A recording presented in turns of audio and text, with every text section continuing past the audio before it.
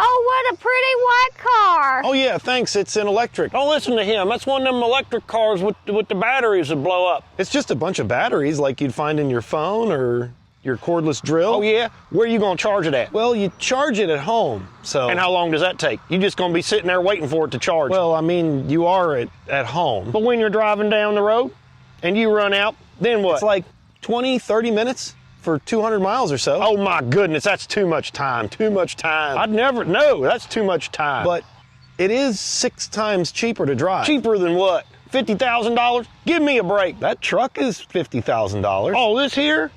I got a crazy deal on this. My uncle's friend's cousin that I know real well owns a dealership. I got a steal on it. $10,000 under sticker. Right, but it's like $200 a week to drive. That is not true. My last fill-up was $125. Well, at least you didn't have to wait. Why don't you get a Corolla or one of them Corollas or something? It's 5 times more expensive at $4 a gallon. Nobody out here is buying them. They ain't gonna buy them neither. Isn't that what you said about smartphones 15 years ago? You're so stupid. Wait till them batteries go bad. $25,000. $25,000 to replace them. There's YouTube videos out there on that, you know. There's an 8-year warranty on the battery. How much when your transmission fails? Oh, hey now, these transmissions are good for at least 150,000 or more. Right, but the battery's like 500,000 miles. You need to shut up. You know that? Still is a pretty car. Oh, come on. Hey everybody, Adam here. I make EV videos. This one was just something fun to kind of show you what it's like sometimes when you have a conversation about EVs in West Virginia. Thanks to my family for helping me make this video.